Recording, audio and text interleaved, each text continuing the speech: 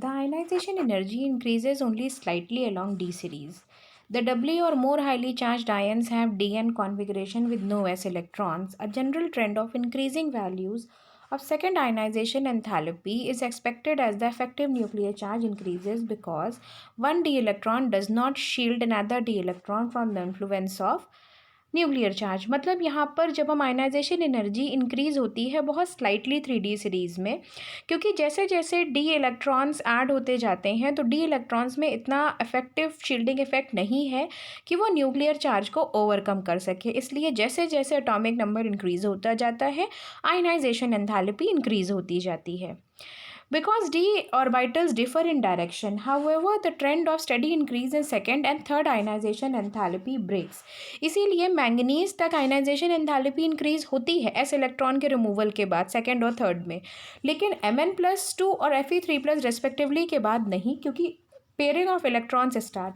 When pairing of electron starts, d electron interatomic repulsion starts, which slightly increases the sizes and also affects the ionization enthalpy. So this affects the ionization enthalpy because of the attraction of each electron towards nucleus, and also as I said कि जैसे जैसे d electrons में pairing होगी वैसे वैसे वहाँ पर electrons repulsion और एक्सचेंज एनर्जी होगी। d5 में स्टेबल कॉन्फ़िगरेशन है इसलिए एक्सेप्शनली हाई उनकी आयनाइजेशन एंथैल्पी होती है, लेकिन पेयरिंग की वजह से electron repulsion increases which slightly affects the ionization enthalpy to decrease after manganese. So here the several electrons occupy the set of degenerate orbitals. The low energy state corresponds to maximum possible. तो वही सारी चीज़ें यहाँ पे given है कि exchange energy है, loss of exchange energy increases stability and increase in stability increases the ionization enthalpy, क्योंकि जो stable है वो electron lose या gain नहीं करेगा. There is no loss of exchange energy at D6 configuration. Manganese की D5 configuration है और क्रोमियम की D5 है, स्टेबल है, इसलिए उनकी ionization enthalpy exceptionally very high. Mn+ is lower than chromium plus, क्योंकि क्रोमियम के दोनों ही हाफ फिल्ड हैं इसलिए वो ज़्यादा स्टेबल है Mn+ के कंपैरिजन. Fe2+ की D6 कॉन्फ़िगरेशन है और Mn2+ की D5 कॉन्फ़िगरेशन है, इसलिए Mn2+ ज़्यादा स्टेबल है और उसकी आयनाइजेशन एंथैल्पी भी ज़्यादा होगी. So we can say that third ionization enthalpy of Fe is lower than that of manganese, क्योंकि थर्ड आयनाइजेशन एंथैल्पी में manganese is less stable and Fe3+ is more stable. Lowest अब आते हैं oxidation state पे. जो सबसे lowest oxidation state है वो है +2 due to the loss of s electron from all the D block elements. Mn2+ ions mostly सभी फॉर्म कर लेते हैं क्योंकि ईजिली s इलेक्ट्रॉन का रिमूवल हो जाता है. So here the usually high values of chromium and copper. अब बात करते हैं नेक्स्ट एलिमेंट्स की, क्रोमियम और कॉपर, जहाँ पर Mn+ ions have D5 and D10 configurations, और इस कॉन्फ़िगरेशन में इनकी स्टेबिलिटी एक s इलेक्ट्रॉन को लूज़ करने के बाद बढ़ जाती है which give them the higher ionization enthalpy value. Now next coming to the trends in the third ionization enthalpy. The third ionization enthalpy में कोई रेगुलर ट्रेंड हमें नहीं दिखाई देता, लेकिन फिर भी हाई है क्योंकि वहाँ पे removal of electron is from D5 configuration and D10. So here it is the stability, और स्टेबल होने की वजह से थर्ड आयनाइजेशन एंथैल्पी मैंगनीज की और जिंक्स की एक्सेप्शनली हाई है सबसे ज़्यादा, क्योंकि उनकी स्टेबल कॉन्फ़िगरेशन है. So high values of third ionization enthalpy of copper, nickel, zinc indicate why it is difficult to obtain the oxidation state greater than 2 of these elements, क्योंकि 2 electron loose करने के बाद +2 स्टेट में ये stable configuration show करते हैं, और stable configuration में इलेक्ट्रॉन का रिमूवल और bonding it's very difficult. That is why their ionisation enthalpies और third ionization enthalpy is exceptionally high. So let us move ahead on further in detail of oxidation state. So one of the noticeable feature of transition element is a variety of oxidation state, क्योंकि इनकी जो oxidation state होती है वो equal to होती है S+D electrons में. तो S+D इलेक्ट्रॉन जैसे जैसे D इलेक्ट्रॉन्स बढ़ते जाएंगे वैसे वैसे ऑक्सीडेशन स्टेट भी +2 से इंक्रीज होती है, लेकिन मैंगनीज तक +7 के बाद oxidation state start decreasing due to the pairing of electrons. Pairing of electron decreases the availability of unpaired electron for bonding, and the oxidation state also start decreasing. Thus, an early series of scandium is virtually known and titanium 4 is more stable. Same reason, the ionization enthalpy. On the other hand, only oxidation state of zinc is +2 क्योंकि 2 electron loose करने के बाद zinc achieves D10 configuration which is highly stable. इसके लिए और कोई oxidation state zinc में exist नहीं करती. Moving ahead with more of chromium, manganese and titanium. 4-5 configuration है, क्रोमियम की 6 है और मैंगनीज की 7 है और उसके बाद डिक्रीज़ होना शुरू होती है because of the pairing of electron. Unpaired electron की अवेलेबिलिटी कम. मतलब ये है कि डी ऑर्बिटल की या डी ब्लॉक एलिमेंट्स की ऑक्सीडेशन स्टेट तब तक इंक्रीज करेगी जैसे जैसे अनपेयर्ड इलेक्ट्रॉन होंगे. अनपेयर्ड इलेक्ट्रॉन होंगे उतनी ही उनकी ऑक्सीडेशन स्टेट होगी क्योंकि उतने ही covalent bond D block element बना सकता है. इसीलिए +2 से +7 तक मैंगनीज में हमें ऑक्सीडेशन स्टेट दिखाई देती है क्योंकि मैंगनीज तक हमें 7 अनपेयर्ड इलेक्ट्रॉन्स मिलते हैं. लेकिन उसके बाद पेयरिंग की वजह से unpaired electron availability decreases and as a result oxidation state also decreases after +7 after manganese. So here interesting feature of the variable oxidation state of D block element is noticed among the group 4 that although P block has lower oxidation state क्योंकि availability कम है और वहाँ पर P block में inert pair effect है. इसका मतलब S block का reluctance है तो only P electrons participate. That is why P block is having a lower oxidation state in comparison to D block. So here let us discuss more about molybdenum and tungsten. They have +6 oxidation state. Same reason, availability of 6 unpaired electrons. So they form stable complexes in these. And if the orbitals are vacant, so they are pi acceptors also, means nickel, like nickel and iron, they can form a complex compound in zero oxidation state due to the available of vacant d orbitals in which they can accept electrons to form pi bonding, or you can say coordinate bonding with the ligands forming complexes of d block elements. और यही reason भी है कि d block elements complexes form करते हैं. Let us discuss of the trends in standard electropotential, मतलब ability to lose electrons और the reducing agent ability. तो थर्मोकेमिकल पैरामीटर से रिलेटेड अगर ट्रांसफॉर्मेशन देखें तो solid metals into ions in solutions is based on standard electron potential value.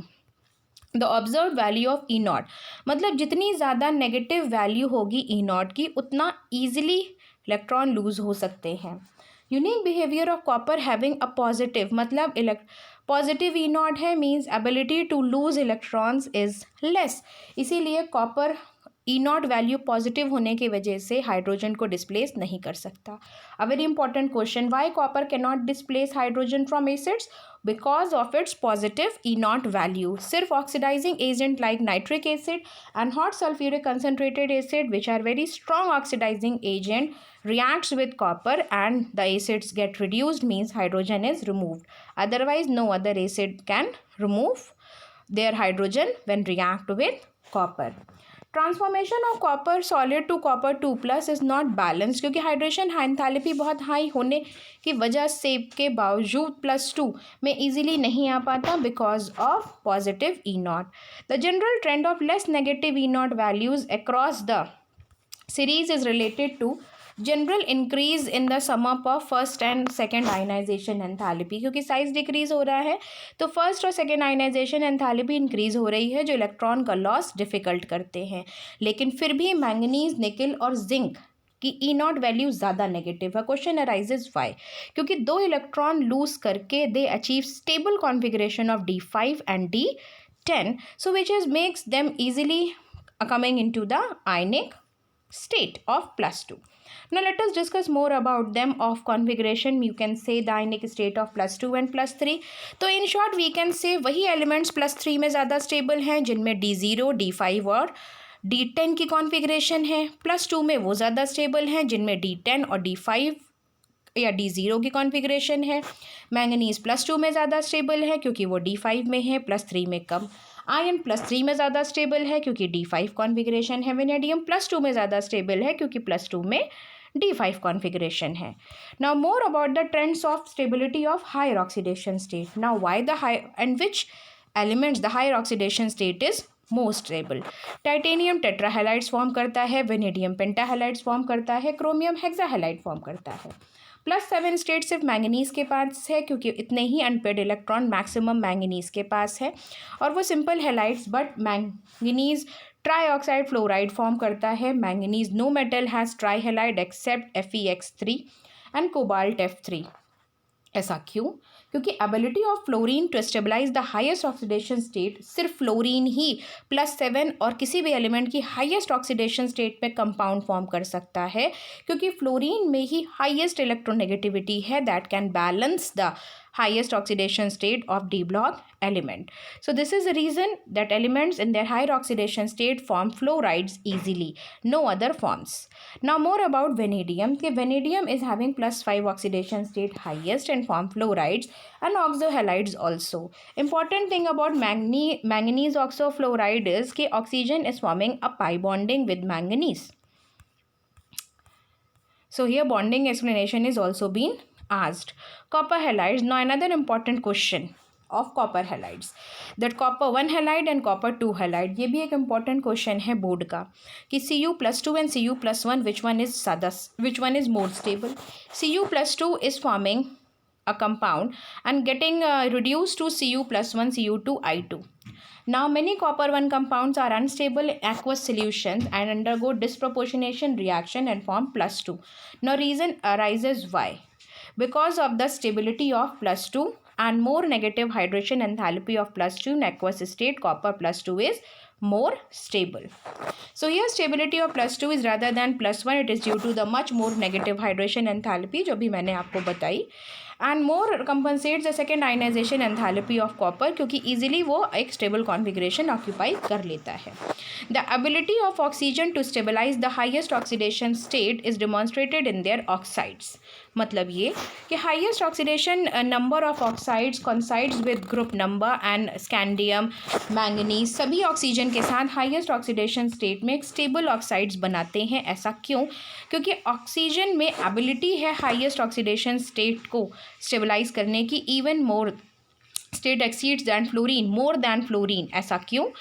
क्योंकि manganese fluoride highest oxidation state is there, क्योंकि यहाँ पर oxygen is able to form MnO bridge bonding, means here oxygen can form a pi bonding, a back bonding with the central metal atom, and due to the formation of multiple bonding oxygen can form more stable compounds of D block in higher oxidation state than fluorine. Fluorine multiple bond नहीं बना सकता है. So this was the very important questions of D block elements that we have discussed. Now chemical reactivities and E0 values.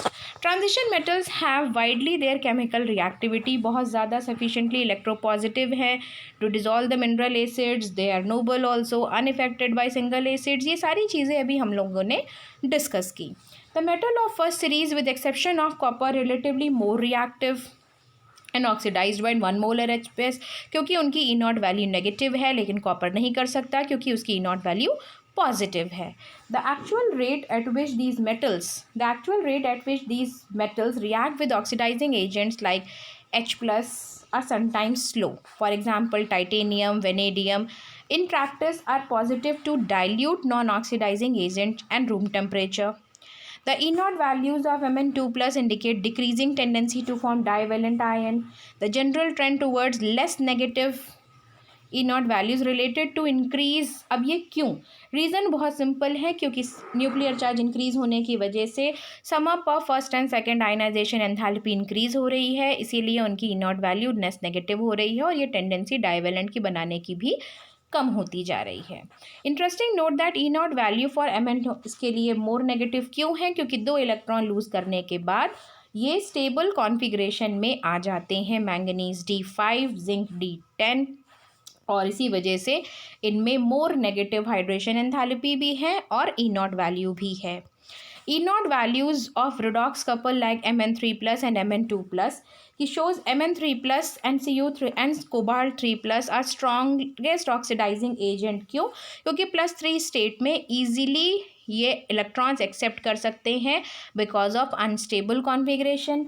Ti2+, Vanadium2+, Chromium2+ are strong reducing agent. मतलब easily electron lose कर सकते हैं ये इस oxidation state में, क्योंकि जैसे ही 2 electron loose करेंगे ये स्टेबल कॉन्फिगरेशन में आ जाएंगे. और Mn3+ और Cobalt3+ स्ट्रॉन्ग ऑक्सीडाइजिंग एजेंट है. जैसे ही एक इलेक्ट्रॉन एक्सेप्ट करेंगे, स्ट्रॉन्ग ऑक्सीडाइजिंग एजेंट है, जैसे ही एक इलेक्ट्रॉन एक्सेप्ट करते हैं ईजिली, क्योंकि D5 कॉन्फिगरेशन आ जाएगी. मतलब ऑक्सीडाइजिंग एजेंट एक्सेप्ट करता है इलेक्ट्रॉन और रिड्यूसिंग लूज करता है, और दोनों ही ईजिली कर पा रहे हैं अपने रिस्पेक्टिव ऑक्सीडेशन स्टेट में.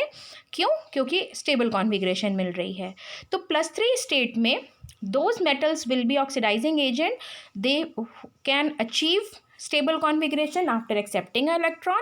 And +2 on state, they are more reducing agent strong, because after losing 2 electrons they can achieve stable configuration. Reason is same for both. Now coming to magnetic properties. Magnetic properties are two: diamagnetic and paramagnetic.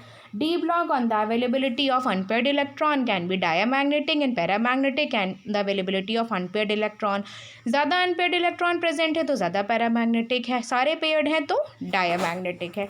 So it completely depends on the availability of unpaired electron, and whatever, and this we can achieve by using this Bohr-Magneton formula. We can calculate the magnetic moment. Mu is the, you can say, Bohr-Magneton under root n+2, where n is representing the number of unpaired electron. Using this formula we can calculate the paramagnetic behavior कि कितना paramagnetic behavior है या कितना magnetic moment unpaired electrons का d block elements में present है. Now next property of the d block element is the formation of colored ions. It's very simple. The d block elements which have incomplete d orbital or having electrons a partially filled d orbital will show colored formation because of the d-d transition, means the splitting of d orbitals into lower energy E and T2. So when d-d transition takes place in d block elements, they form colored electrons. So due to d-d transition, d block elements show colored formation. So it is shown over here that in the respective oxidation state they are showing the color because of d-d transition, but in D0 and D10 state they will not be colored because of no d-d transition. Again I am repeating, d-d transition. D block is also able to formation of complex compound. Why? Because of variable oxidation state, availability of vacant d orbital, availability of forming the pi bonds, or you can say the coordinate bonds. Due to the availability of vacant d orbitals, they can form coordinate bond with the ligands like anions or neutral molecules, forming complex compound, which we will study in next chapter. D block elements also have the catalytic property because of almost similar sizes and variable oxidation state. So they are very well known for the catalytic properties. Why? Because of variable oxidation state and similarity in the sizes, they are able to form or able to show the catalytic properties. Now, they are able to form interstitial compounds. Now, why they are able to form interstitial compounds? Because of compact packing, D block elements have the presence of voids. Now, they are able to form non-stoichiometric compounds because of the presence of voids.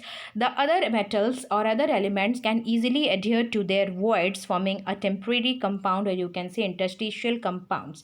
They have high melting point than those of pure metal because of filling of other element in the voids. They become very hard, like boroids. It's a very important thing. Boroids is more stronger than diamond because of the presence of other element. Boron in the, you can say D block. Metallic conductivity ज़्यादा होगी, chemical inertness होगी because of compactness. The elements are और the atoms are not free to show any reactivity.